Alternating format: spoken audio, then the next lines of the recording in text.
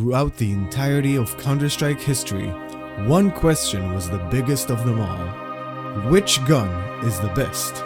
Or more specifically, which gun is so broken that even my cat Meeps could top frag with it? For 2 decades we've been following the numerous updates, skimming through all the logs to find out what changes were made during the night. Even in the early days of Counter-Strike, back in the year 2000, the founders of hardcore, die-hard fans of the series were busy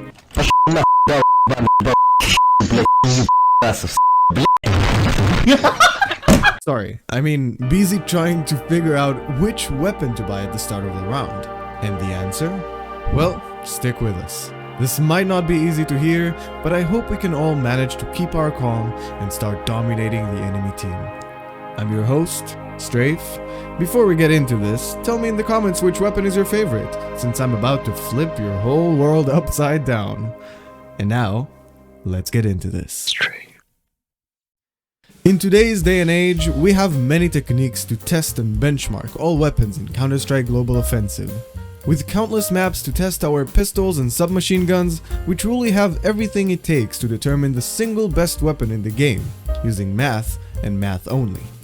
No feelings, no emotions. We're talking business now. It all started when I was just another kid playing video games. I had my weird laptop that somehow had 2 defective GPUs in it, a wireless mouse I got free with the laptop, and a dream. Oh boy, what a dream I had. I wanted to get so good at CSGO that I managed to be at the top of it all. Global elite. My childhood dream was to show my friends how good I am at killing terrorists. Or counter-terrorists, depends on the day and my mood, probably. Since I was already a god-tier gamer that nobody could stop, as I had a rich history in Call of Duty competitions, I decided to jump straight into the most crucial part of a first-person shooter. Mechanics? Nah. Movement? Eh. Strategy? I don't know. How about guns? It's what kills the enemy at the end of the day, isn't it? Determined to find an answer to a fundamentally unsolved question, I began digging when the first answers dropped on me. The AK-47 and the M4A1S were the meta. Some people who thought they were actually playing some old point-and-click adventure game decided to opt for the AWP. But why these weapons? The AK-47 kills in 1 shot to the head. The M4A1S is silent and kills in a couple of bullets, and the AWP is still just playing a different game and nobody could tell me otherwise. So yeah, 1 shot, 1 kill does sound attractive, but with the AK-47 that requires actually hitting the enemy in their face, which requires insane amount of skill, accuracy, good internet or good gambling senses, and most importantly, it sucks. Moving on, the M4A1S sounds good in theory, but when you remember it's only available to counter-terrorists, you realize the silencer is usually completely irrelevant, as the terrorists should know where you are at the point of contact. It isn't offering much else, as its magazine size isn't anything to write home about, and damage is very average. The AWP, on the other hand, is still just playing a different game, and I don't roll that way. I wanted to be good at this game, not master my 90s adventure game skills and then get killed by anyone who isn't playing that game. And so, I began running some tests and getting some real numbers. If you ever played MapleStory, you'd know we're a little obsessed with DPS, or damage per second. I used to love MapleStory. Many people mock me for my 2,000 hours in CSGO, but what they don't know is I probably have over 10,000 hours in MapleStory, but there's absolutely no way to check that, and that's probably for the better since 10,000 was an understatement.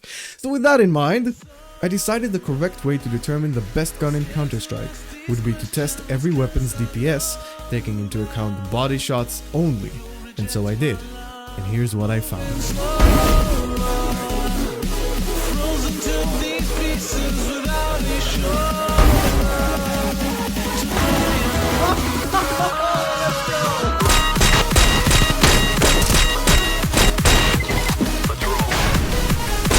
There! After hours of intense testing and figuring out all the different numbers, I finally have it! It took me 3 years of research and 1 Google search to find all this out. On a serious note, thank you to Black Retina, Sloth Squadron, and 3 Clicks Philip for creating this incredible spreadsheet that I can now use in order to explain which weapon is best.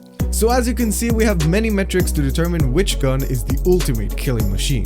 The price, the damage, armor penetration, damage fall-off, tagging power, recoil angle, Okay, no, I'm not actually gonna do that to you. Here's the important part. Time to kill at range with armor.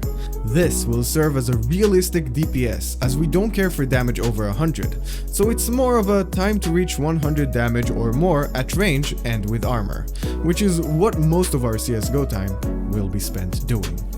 So apart from the shotguns, which aren't relevant since they aren't useful in 50% of situations, and the point-and-click weapons, we have some interesting results.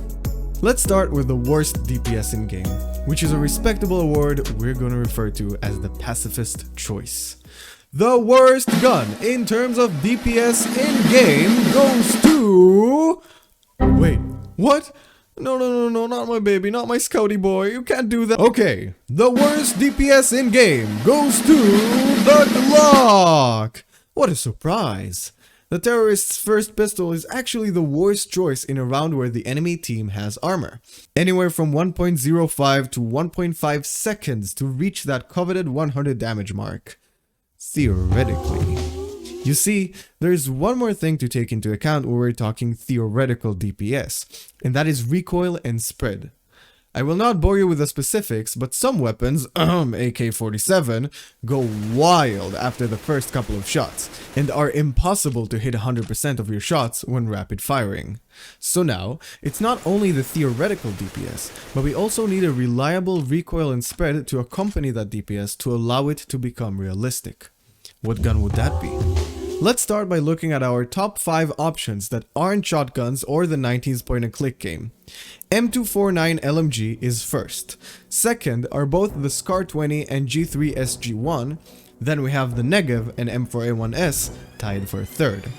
These are the 5 theoretical DPS monsters we have to compare, ranging from 0.24 seconds to kill all the way to 0.3 seconds to kill. A very respectable range. Let's start with our theoretical king of DPS, the M249.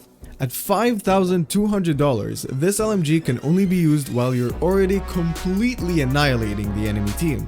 It is big, chunky, loud, and only good in theory. You see, controlling this beast isn't realistic, as it has a wild recoil pattern. I'd say the time to kill is more likely to be a whole second, which drastically changes this guy's position. Moving on, we have the auto noobs here, with a strong 1/4 of a second time to kill. But is it really so? These two are the only snipers in the game that can shoot semi-automatically.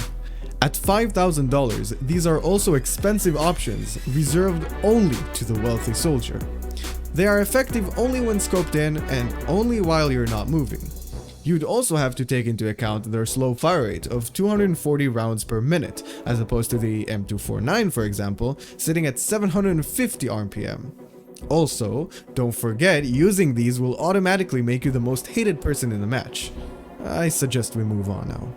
For our final two, let's start with a popular kid, the M4A1S.